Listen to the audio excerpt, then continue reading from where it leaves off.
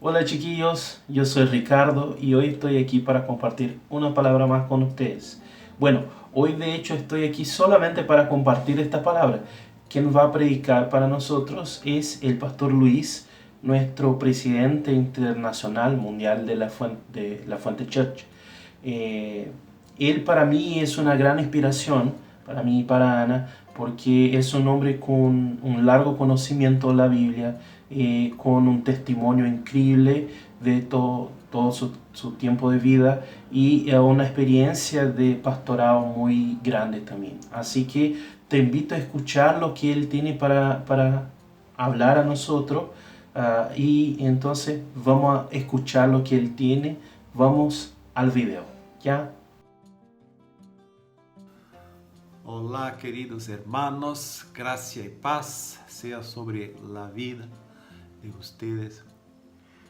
Para mim e para a Igreja Fonte Church do Brasil, uma alegria poder entrar em contato novamente com vocês por meio dessa mensagem, mandar um grande abraço do povo brasileiro e da Igreja Fonte Church do Brasil para cada um de vocês. Nos alegramos com a vida do pastor Ricardo e da pastora Ana, sabendo que eles estão servindo ao Senhor com alegria e com dedicação junto a vocês. E assim que esta pandemia passar e essas restrições quanto à locomoção forem removidas, nós queremos estar entre vocês, visitá-los, repartir um dom, também ser ensinado, consolado e fortalecido pela vida e pelo ministério de Deus no meio de vocês. Tenho certeza que a Igreja Fonte Church de Santiago tem sido bênção para esta cidade, vai continuar sendo, e não apenas para Santiago, mas para todo o Chile. Oro e oramos aqui a Deus para que vocês se multipliquem, cresçam e alcancem todo o bom propósito que Deus estabeleceu para as suas vidas. Fiquem na doce e amada paz do Senhor Jesus todos os dias da vida de vocês. Agora, em seguida, quero partilhar uma palavra de Deus para a vida de vocês. E quero partilhar sobre 5 razões para nós não aderirmos ao novo normal, como é chamado aqui no Brasil, este momento que nós estamos vivendo, né? Espero que você seja edificado, ricamente abençoado e possa viver intensamente isso que vai ser ministrado à vida de cada um de vocês. Um beijo no coração de cada um. Fique na doce e amada paz do Senhor Jesus.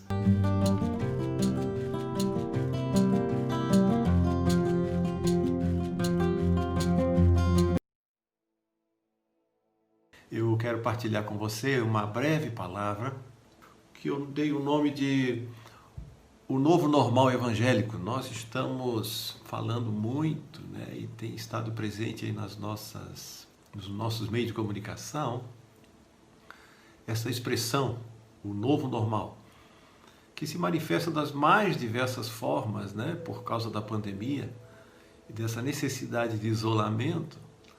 Muito dos modelos de relacionamento, modelos de negócios, até mesmo o modelo de igreja, os modelos de internet, de redes sociais, tiveram que se adaptar a esse novo momento, essa nova situação. E isso foi chamado de novo normal, né? Estamos vivendo um tempo novo. Eu jamais imaginaria que iria um dia colocar uma máscara e cobrir o rosto para entrar num banco para tirar dinheiro, não é mesmo? Que coisa estranha e tão diferente. A gente conversa com pessoas idosas que dizem: pastor, nunca vi algo assim. Que realidade completamente nova que nós estamos vivendo. Verdadeiramente estamos vivendo tempos muito, muito próximos do fim, não é verdade? E o tema desta mensagem que eu dei, o novo normal evangélico, quer refletir um pouco sobre algumas práticas que na vida cristã elas estão dadas na palavra de Deus como algo permanente, constante, imutável, e que, no entanto, parece que o povo evangélico, de um modo geral, já está vivendo um novo normal e não é de agora, já vem há alguns anos se instalando no seio da igreja uma outra forma, uma outra maneira de olhar para a vida cristã e para a prática cristã, que me parece a gente deve olhar com cautela, com preocupação e, se não, até mesmo com exortação, para que voltemos àquilo que a Bíblia chama de primeiro amor. Eu acho que, embora a sociedade moderna, em diversos aspectos da sua vida, ela vai entrar e realmente necessite entrar num novo normal, e nós, como cristãos, certamente devemos nos adaptar, nos reciclarmos, né? E entendermos este novo momento que o mundo está vivendo. É claro que devemos fazer isso, mas eu entendo que algumas práticas da vivência cristã que não podem entrar numa espécie de novo normal. Elas precisam ser semelhantes àquilo que a Bíblia chama de as coisas antigas, as primeiras coisas que foram ensinadas. O evangelista João, o apóstolo João, quando escreve a sua primeira carta, na introdução ele diz: eu vou transmitir para vocês agora não coisas novas, mas as coisas velhas, que desde o princípio ouvimos e que desde o princípio aprendemos. Há determinados comportamentos, determinadas práticas na vida cristã que elas não podem entrar num novo normal. Elas precisam ser praticadas como sempre foram praticadas. Elas precisam ser vividas como sempre foram vividas. Há elementos da história cristã e da vida cristã que precisam ser reproduzidos, tais quais como Jesus os ensinou, como foram vividos pelos apóstolos, como foram vividos pelos pais da igreja e chegaram até nós. E eu queria refletir com você sobre 5 características que têm surgido no seio da igreja evangélica de um modo geral e que precisam ser resgatadas urgentemente, trazidas de volta, porque elas estão desaparecendo e tornando a igreja, talvez, e não quero julgar o povo do Senhor, longe de mim, eu amo o povo do Senhor, eu amo a igreja de Jesus, mas apenas observação daquilo que os irmãos e as irmãs evangélicos, de um modo geral, estão vivendo, ou melhor, deixando de viver, e que precisam ser trazidos de volta para o âmbito da vida da igreja, ok? Então são 5 elementos que eu queria compartilhar com você que me parece estão desaparecendo da igreja e com urgência precisam voltar. O primeiro deles é a ausência da Bíblia. Hebreus, no capítulo 4, versículo 12, diz assim: porque a palavra de Deus é viva e eficaz e mais cortante do que qualquer espada de 2 gumes, e penetra até o ponto de dividir alma e espírito, juntas e medulas, e é apta para discernir os pensamentos e propósitos do coração. Tenho notado nos últimos anos um relaxamento do povo de Deus com respeito à leitura, meditação, estudo, reflexão da palavra de Deus. A própria palavra de Deus diz que ela é luz para os nossos caminhos, ela ilumina a nossa vida. A Bíblia, a palavra de Deus, ela é poderosa para produzir efeitos extraordinários na vida cristã. Nós cremos que a palavra de Deus, que é o próprio Senhor Jesus, né? Quando em João 1, versículo 1, diz que Jesus é a palavra de Deus, nós cremos que meditar, refletir, buscar conhecer a palavra de Deus, é buscar conhecer o próprio Senhor Jesus. A oração, embora seja importante, eu vou falar dela mais adiante, ela não substitui a Escritura. A Escritura é parte integrante da vida cristã. E tudo que Deus quer falar conosco nos dias de hoje, Ele fala através da Escritura. Eu olho com um certo alarme, com certa preocupação, que a geração, me parece assim, de 40 anos para baixo, de 40 anos mais jovem, tem abandonado muito a leitura e a meditação da Escritura. a ponto de nós, nas pregações, não é mesmo? Muitas vezes citarmos um versículo de cor para a igreja e pedir que a igreja complete recitar, né? Complete a frase e diga o restante do versículo. Muitos não dizem, a maioria não dizem. Normalmente quem repete são pessoas com mais de 40 ou 50 anos que estão na igreja. A geração mais jovem está abandonando a palavra de Deus. E nós não podemos, ela é a fonte da nossa vida, ela é o critério nosso. É nela que nós buscamos tudo o que nós somos e toda a maneira, a forma pela qual nós vivemos e servimos ao Senhor, toda a instrução e direção para a nossa vida, para o nosso casamento, para a nossa família, para os nossos relacionamentos, toda a orientação, toda a direção, ela vem da palavra de Deus para as nossas vidas.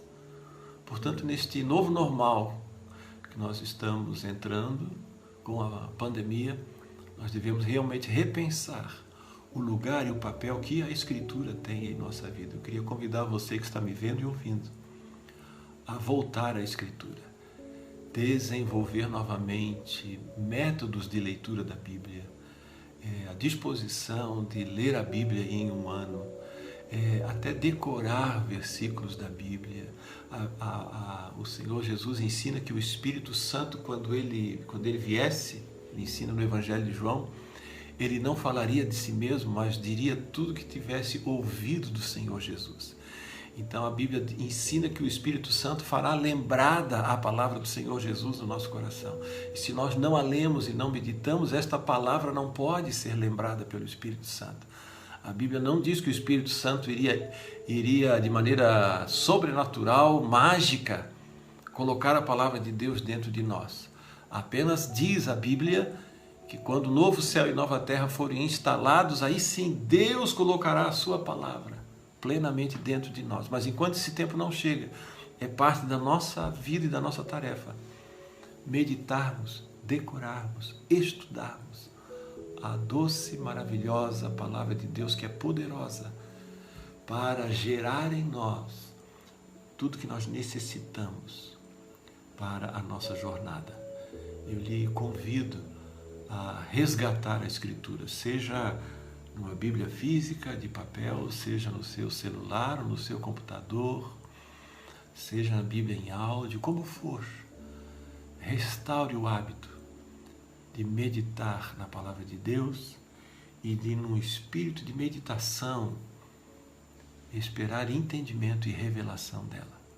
Porque a Bíblia mesmo, ela diz que ela tem respostas e direção para todas as áreas da nossa vida. Nenhum de nós, filhos e filhas do Senhor, precisa viver desorientado, porque para cada área da vida, a palavra de Deus tem uma direção a dar. Por favor, resgate a palavra de Deus na sua jornada. A segunda ausência no novo normal evangélico que tenho observado no nosso ambiente é a ausência da oração.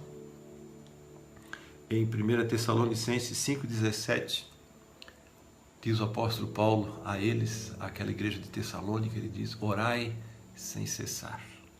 Eu creio que a oração e a palavra de Deus são dois elementos fundamentais na nossa jornada da vida. Alguém certa vez perguntou para um pensador cristão e disse: qual é o mais importante, a palavra de Deus ou a oração? Qual dos dois deve ser prioridade na nossa vida? E este irmão respondeu: é como perguntar a um pássaro, qual o mais importante é, a sua asa direita ou a sua asa esquerda? Na verdade, um pássaro não voa com uma asa só. Ele precisa das duas asas para voar. Nós somos como águias, disse o Senhor, que sobem com asas. Isso significa que a palavra de Deus e a oração, elas trabalham de mãos dadas, elas são interdependentes. Todo homem e mulher que estuda e reflete a palavra de Deus, ele precisa orar, Porque o Espírito Santo vivifica a palavra de Deus, o Espírito Santo vivifica a nossa vida por meio da palavra de Deus. Muitos irmãos esperam uma ação sobrenatural de Deus, mas não querem orar, não querem buscar a Deus, não dedicam tempo da sua vida para servir o Senhor com ações de graça, com louvor, com adoração, com súplicas, com petições, com choro, com lágrimas diante do Senhor. A igreja do Senhor Jesus precisa voltar à comunhão de oração. Precisa receber de novo essa incumbência do Senhor para buscar a Ele em oração. Nós cremos num ditado que foi dito por um autor desconhecido que diz: a oração é a mão que move a mão de Deus. Nós cremos que por meio da oração nós mobilizamos os céus para que a palavra de Deus seja vivificada. Não é a oração por si só que faz as coisas, mas quando nós estamos orando, nós estamos mobilizando a boa, agradável e perfeita vontade de Deus por meio da sua palavra. Então, todo homem e mulher de Deus que quer ver a ação de Deus na sua igreja, na sua família, no seu ministério, na sua vida pessoal, na vida dos seus filhos, na vida dos seus amigos, na vida dos seus discípulos, precisa desenvolver hábitos de oração. Todos nós que temos em nossas igrejas, né, a prática de células e discipulado, nós devemos lembrar que há a necessidade de interceder e orar constantemente pelos membros da nossa célula, pelos nossos discípulos. Por quê? Para que aquilo que nós ensinamos a eles, para aquilo que nós transmitimos na célula, possa ser vivificado. Muitos líderes de célula e discipuladores se frustram ao longo da sua jornada e desanimam da sua tarefa, porque aparentemente não veem resultados, e até muitas vezes ao contrário, a sua célula encolhe, os seus discípulos desistem do discipulado. E muitas vezes é porque nós mesmos desistimos da oração ou não investimos na oração, porque a oração é a chuva com a qual nós regamos a terra onde nós plantamos a semente da palavra de Deus. Se você planta a semente de Deus no coração do seu discípulo, você precisa regar com oração, para que chova sobre a vida desse discípulo a chuva de Deus. E com a terra molhada, a semente germina.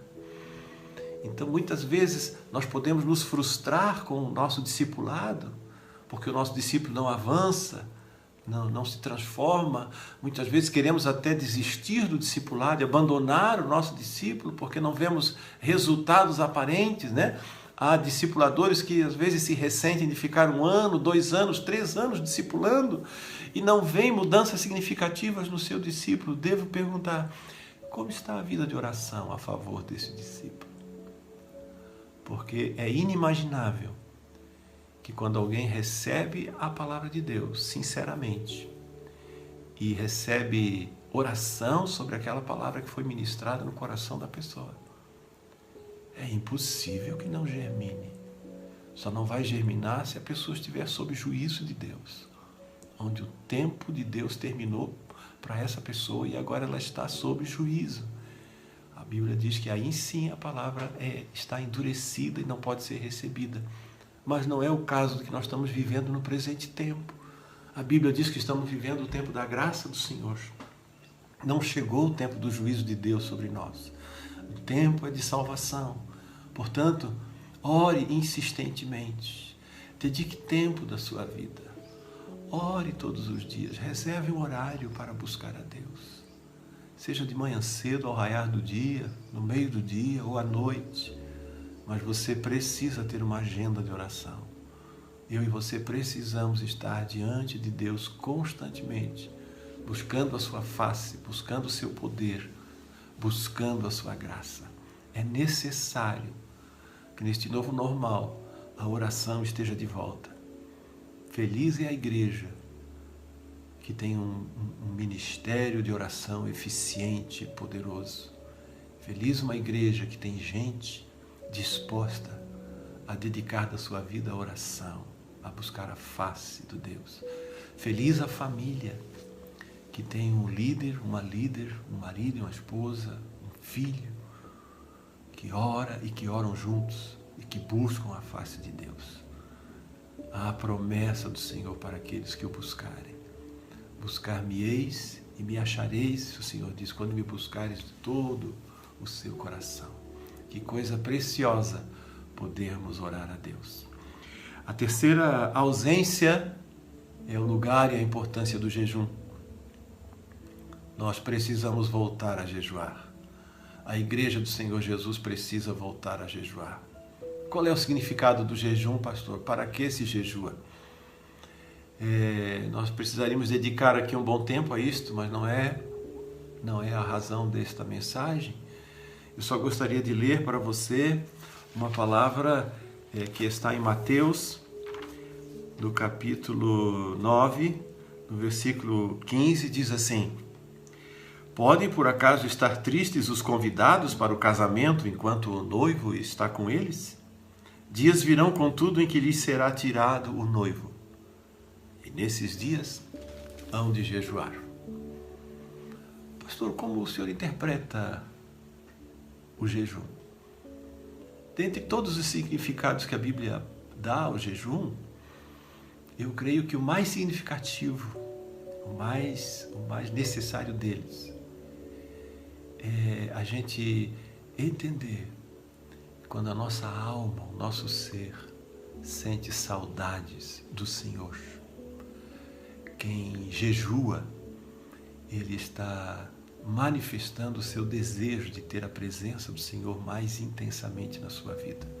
Jesus está dizendo àquelas pessoas que quando ele fosse tirado, então seus discípulos iriam jejuar. Quando a presença do Senhor Jesus está plena e regozijante na vida do crente em todos os aspectos, então realmente ele não precisa jejuar. Ele está pleno. Mas todo aquele homem, aquela mulher de Deus, que diz no seu íntimo: Senhor, eu preciso mais de Ti. Eu preciso mais intensamente.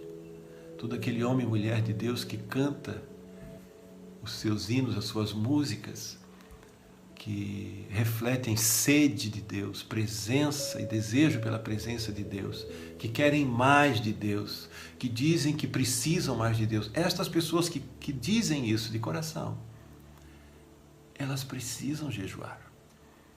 Porque o jejum manifesta a nossa saudade da presença mais intensa do Senhor. E você pode ter certeza que quem expressa a saudade do Senhor terá essa saudade satisfeita. Então, irmãos, conectar a oração, a palavra com o jejum, fazer com que eles sejam interdependentes, assim, de maneira tão poderosa, irmão, vai gerar uma vida cristã fantástica. Quando a palavra de Deus, a oração e o jejum se unem, a sua vida torna-se uma vida diferenciada. Porque a presença de Deus, a manifestação de Deus vai se tornar mais e mais evidente na sua vida por meio do Espírito Santo. Esta semana ministrei a um irmão aqui na igreja a necessidade de jejuar e orar a favor da sua família, porque a sua família estava precisando mais da presença e do poder de Deus ali para remover obras do maligno.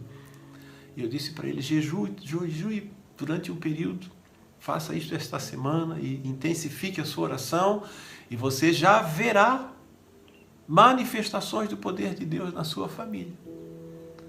E ontem me encontrei com ele e ele disse: Pastor Luiz, eu já recebi respostas, já depois de uma semana de oração e jejum pela minha família, eu já comecei a perceber manifestações poderosas de Deus na minha casa. É assim, irmãos, quando a gente precisa e diz assim: Deus, aquele lar está precisando mais da tua presença, jejue por eles. Deus, eu estou precisando mais da tua presença na minha vida, jejue por você mesmo. Senhor, a minha família está precisando mais da tua presença, jejue pela sua família. O jejum, eu repito, é a manifestação. No meu espírito, eu estou dizendo para Deus: Deus, eu preciso de Ti. Eu preciso da tua presença, eu preciso do teu poder. Não é à toa que Jesus disse que certos tipos de demônios só são removidos da vida das pessoas e de determinados lugares com oração e jejum. Porque oração e jejum aumentam, por assim dizer, a manifestação do Senhor. O Senhor já está presente, mas nós precisamos da manifestação dele. E a manifestação dele se dá fortemente por meio do jejum associado com a oração. Eu tenho certeza que você vai ser ricamente abençoado. Uma quarta necessidade de resgate que a igreja precisa ter nesse tempo de novo normal, penso eu, é o resgate da santidade. Há uma ausência de santidade no meio do povo evangélico. Nós nos secularizamos de maneira muito intensa nesses últimos anos.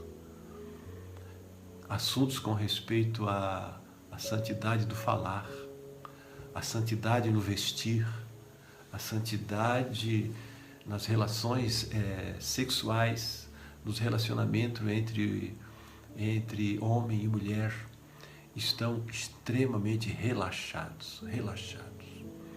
Nós estamos pecando muito e achando que não estamos ofendendo o Evangelho nem a palavra de Deus. Nós estamos ouvindo músicas profanas que não deveríamos ouvir. Nós estamos vendo filmes seculares com cenas de baixo calão, de baixa qualidade, que nós não deveríamos ouvir e ver, e estamos vendo e ouvindo. A Bíblia diz que estas coisas vão influenciando o comportamento da gente. Essa secularização e essa maneira relaxada com que a Igreja do Senhor Jesus está lidando com a sua própria santidade estão trazendo um prejuízo enorme para o crescimento espiritual e para a realização da obra do Senhor.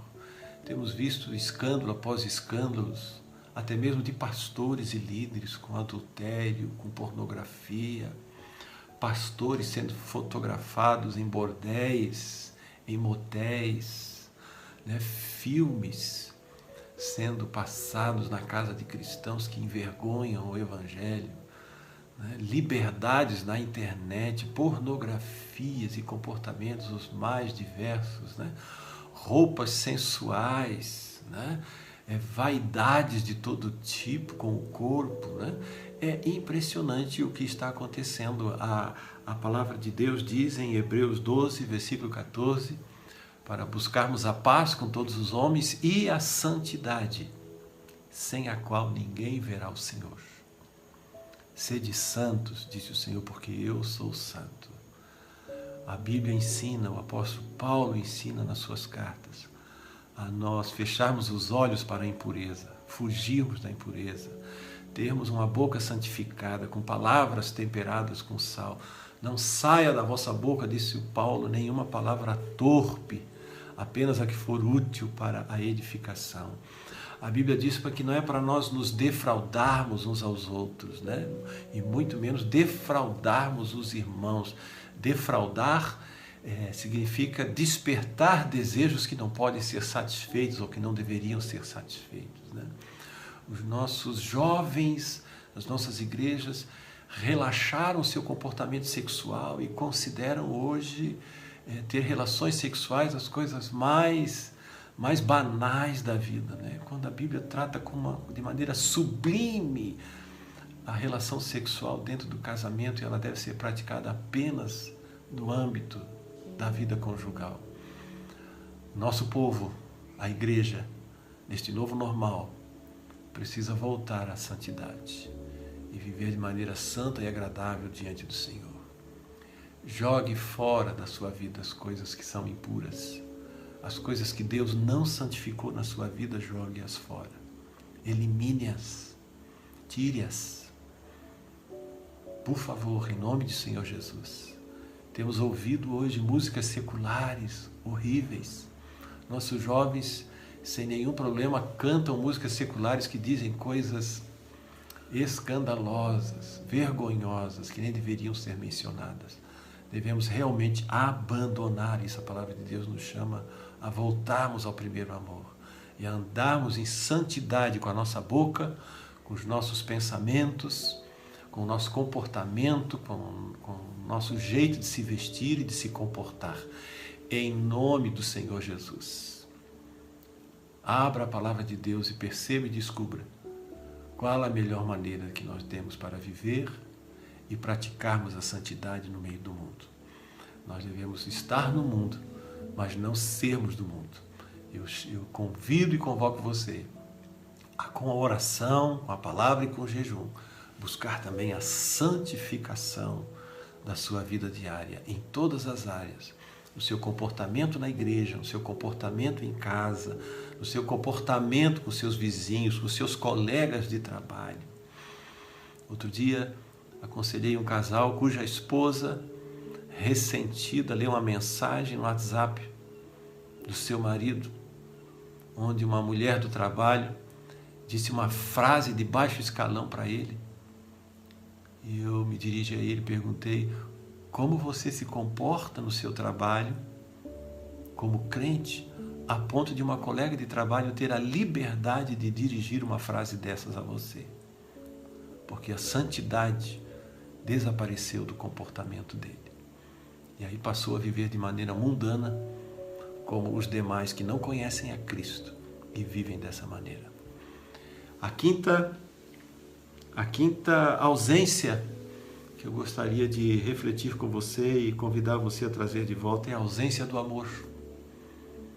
Neste novo normal, parece que o amor está se ausentando também dos relacionamentos, não só do mundo, quando o Senhor Jesus disse em Mateus 24, versículo 12, ele diz que nos últimos tempos o amor se esfriaria de quase todos. E ao que parece, isso inclui também os cristãos, quando não deveria incluir. Porque em 1 João, no capítulo 4, versículo 8, diz: aquele que não ama não conhece a Deus, porque Deus é amor. Você pode talvez perguntar: mas pastor, o que é o amor? É muito amplo fazer uma definição simples de amor. A mais simples dela está aqui dita em 1 João 4,8. Deus é amor. Portanto, amar é manifestar o caráter de Deus através da sua vida na vida de pessoas. Isto é amar. Quando eu manifesto quem é Deus na vida dos outros, eu estou manifestando o amor. Porque o amor é algo que é derramado, conforme Romanos 5, versículo 5. O amor de Deus é derramado em nossos corações pelo Espírito Santo, que nos foi outorgado. Aleluia! Então, o crente, ele tem e vive cheio do amor de Deus em sua vida. Bendito é o nome do Senhor Jesus, porque nós temos o amor abundante em nós. Então nós temos a presença de Deus em nós, nós temos o amor em nós e por isso nós podemos expressá-lo. Como que nós podemos expressá-lo, pastor? E eu lhe respondo. Em João 3,16 está escrito que Deus amou ao mundo de tal maneira que deu o seu Filho Jesus. Para mim, a melhor maneira de expressar amor é dar. Quando eu estou com o coração aberto para dar, eu estou amando. Quando eu dou do meu tempo para alguém, quando eu dou do meu dinheiro para alguém, quando eu dou o perdão para alguém, quando eu satisfaço necessidades físicas dessa pessoa, né? Como está ensinado em 1 João, nós não devemos despedir ninguém de mãos vazias, né? Para passar necessidade,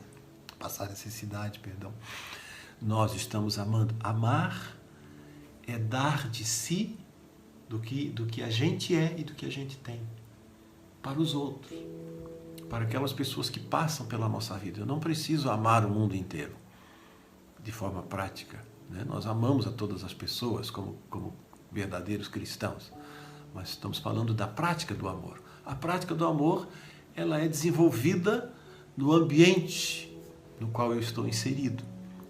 Então,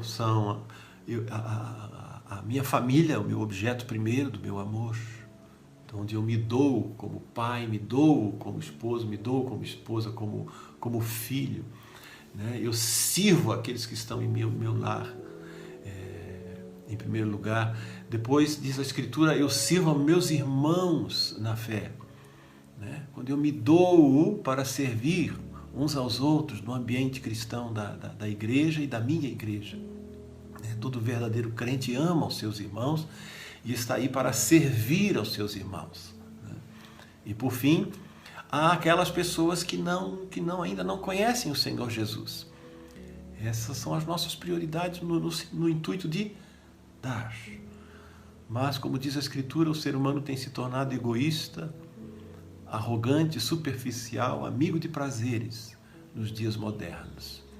E aqui o Senhor Jesus está nos chamando a voltarmos ao primeiro amor também neste aspecto e sermos muito atenciosos no serviço de uns para com os outros, de aprendermos realmente a dar aquilo que Deus deu para a gente gratuitamente. Tudo que nós temos recebido do Senhor é para repartir com todas as pessoas, sejam bens, seja tempo, seja uma disposição de conversar, de aconselhar, de ajudar, de contribuir de alguma forma para que a vida do outro seja edificada, para que o sofrimento do outro seja diminuído ou seja eliminado.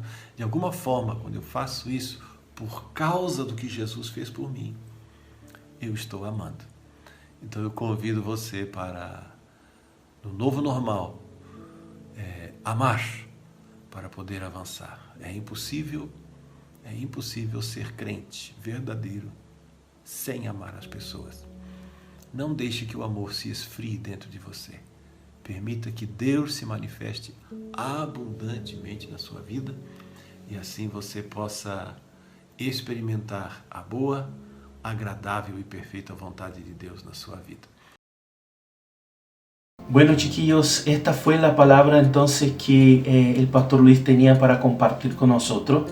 Es una palabra muy potente que nos desafía de una forma muy potente. Antes de encerrar el video, yo quería orar con nosotros para que esto que escuchamos, esto que fuimos desafiados por pastor Luis, permanezca en nosotros y el Espíritu Santo lo use para mover en nuestra vida, para actuar en nuestra vida. Así que te pido, cierra tus ojos y vamos a orar. Dios, delante de tu presencia te pido por esta iglesia que nos acompaña, por nosotros también, Padre, por todos que han escuchado esta palabra y se han sentido desafiados por esta palabra, en nombre de Jesús. Que Dios, nosotros seamos personas de la palabra, que estudian la palabra, que viven oración, que ayudan, Dios, que guardan la santidad, Padre, que caminan conforme tu voluntad. Dios, nosotros queremos esto, nosotros buscamos esto, así que esta palabra sea también base para nuestra vida cristiana, base para aquello que tú quieres de nosotros en nombre de Jesús. Entonces te pido que tú vengas a actuar conforme esta palabra, porque estamos de acuerdo con esto, y vengas a actuar en nuestra vida para que seamos también esta persona, estos ejemplos cristianos en estos días que tanto son necesarios. En nombre de Jesús, amén. Amén. Entonces te pido, si te gustó la palabra, deja un like, comparte el video, te inscribas en el canal, ya, porque todo eso nos ayuda. De alguna forma esta es una palabra que es un tanto más difícil de hacer por todo el tema de la traducción. Nos trae mucho más trabajo. Entonces tu prestigio sería muy importante para entendernos que este tipo de palabras también te agrada, ¿ya? Así que te pido que interactúes con el video haciendo un comentario o algo así, ¿ya? Bueno, eso es. Que Dios te bendiga y que tengas una muy buena semana y hasta el próximo video. Chao, chao.